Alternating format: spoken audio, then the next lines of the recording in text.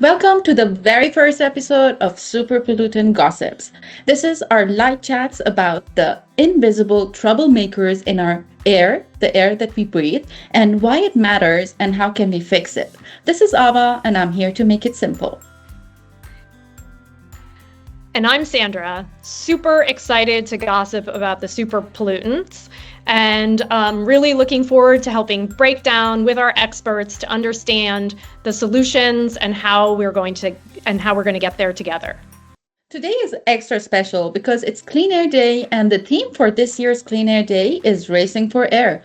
It makes sense because air pollution is the race we must win. So let's spend some time and gossip about what's being done out there and how can we fix it. Yeah, and we can start with the problem. So the problem is huge. There's 8.1 million people dying prematurely every year from air pollution. So what does this mean? This means that everybody on the planet is breathing air that does not meet the World Health Organization's air quality standards, and we're all kind of a little bit in big trouble if we don't start addressing the problem. So, back over to you, Ava. Enough from us, and it's time to invite our guests. So today we have Sumi Mehta, who is the Vice President of Climate and Environmental Health at Vital Strategies.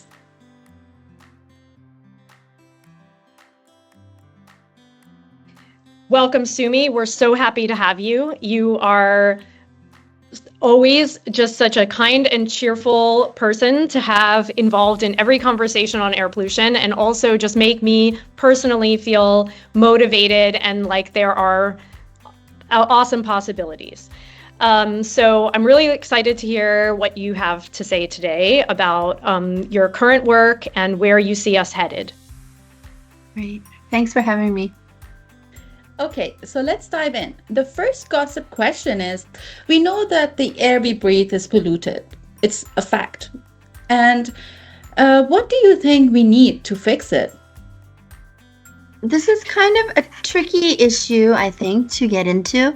I mean, on the one hand, from my perspective, coming from the public health field, my challenge is really to think about how do we bring public health and air quality together so that this is really something which you have an environmental risk which is coming into public health practice.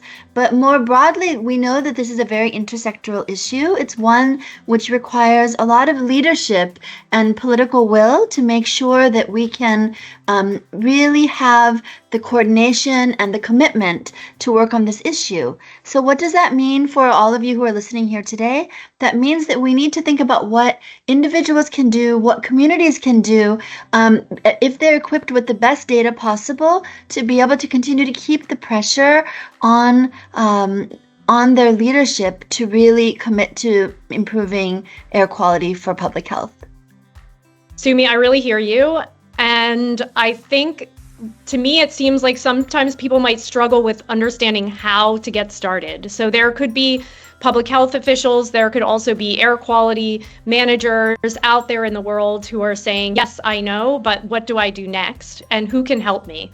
And so at the Climate and Clean Air Coalition, we're really proud to have launched this Air Quality Management Exchange, what we call AQMX.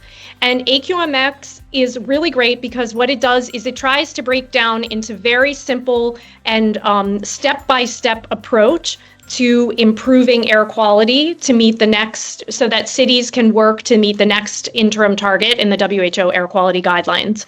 This is a really great resource for any practitioner working to improve their air quality.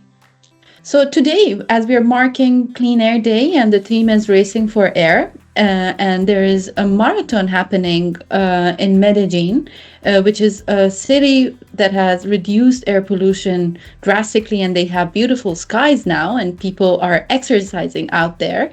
So the message with this theme was to have communities acting together, coming together, empowered together for air pollution and racing for air.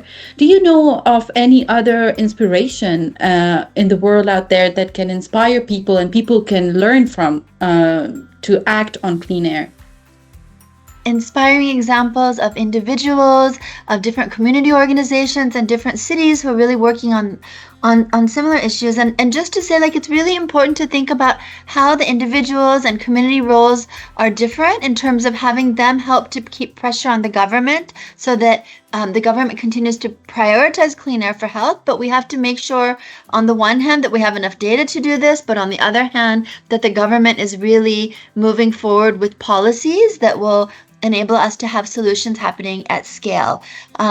Really exciting to hear about this marathon. We've heard in the past about, groups like Ride for Our Lives, led by Mark Hayden in the UK, other examples of, groups that and clinicians or civil society organizations where they're organizing bicycle rides to raise awareness, and particularly knowing that traffic can often be a leading source of pollution, to kind of combine the importance of air quality with having active mobility to be able to improve overall public health can be really, really important. We also have amazing city networks, whether you're thinking about Breathe Cities, Bangkok, as we speak, has been the past couple of days hosting a regional meeting of all of the cities in the region who are focusing on clean air. The Partnership for Healthy Cities, which is an initiative supported by Bloomberg Philanthropies, they actually have now several cities within the network who have actually chosen air quality surveillance, again, better focus on data, as the focus that they're looking at to prevent non-communicable diseases, chronic cardiovascular and respiratory diseases, for example, as well. So lots of great examples that you can look to in different places, both individual, community, and city initiatives that we can all learn from. Just thinking about listening to you, it just makes me realize how everyone can really get involved in this problem, because the problem is really coming from all places and impacts all aspects of our lives. So you have the public health angle, but you also have like the transportation angle, you have the the waste collection angle, you have individuals and youth participation, you have your community, you just sort of have everyone. And I think one of the reasons that we launched this series is because we wanted to feel more hopeful about our potential to really implement solutions and to get people inspired to figure out where they are right now and how they can get to the next step and who they could maybe hook in with. So there's all of these opportunities for individuals, but also organizations to hook with other organizations to kind of grow this movement. If I can just add one important point that I think people should keep in mind. I mean, we know that this is a global challenge. We know that this is a local challenge as well. And as we're trying to think about which solutions to prioritize, I think it's very important to think about how we can also work on reducing inequities in exposure, as well as the impacts that they're having on people and their communities. This is going to play out differently in different places, but we know that the exposures to air pollution are not equally distributed around the world. And so really trying to think about what we can do to really promote those solutions that are likely to affect and impact those who are most affected is going to be really important, I think, as well. If I'm someone who wants to start taking action now, what is your advice? Who can I connect with? What should I look for? And who are the actors out there who are taking action? And I think there are people everywhere who, for different reasons, whether it's a personal reason, perhaps a family member is suffering from air pollution related illness, perhaps they're having other difficulties and concerns because of leading sources of pollution that are affecting their quality of life in their communities. Everywhere you go, I think that there are ways of thinking about not only identifying, again, types of data. What is the air quality like in the place that you live? How do you know? How can you share information about this? To what extent are people concerned about this? Who else in your community can really serve as key champions that you can work together with to address this issue? Who is in leadership? Who are the people in leadership roles who can also help to support to move this forward? And how can this really align with other priorities, whether it's environmental, climate, development, economic priorities that they have underway? How can you really look at this? And then finally, with so much information out there, but how can we also learn and share information with one another about the progress that's being made? Because as I said, the most important thing to think about is that this is an area where it's not necessarily easy, but we know that the solutions are not only available, but they're also within reach within our lifetimes. And this is something that we really need to, work towards for kind of the overall benefit to our communities. Yeah, I mean, it's just, if we do manage to achieve it, we have everyone ends up with a better life. It's really about your life. It's not only about, testing the air quality and measuring, it's about an entire way of living on the planet that's a much cleaner way to live. So if I gossip this back to our audience, the big takeaway is that clean air solutions are already out there.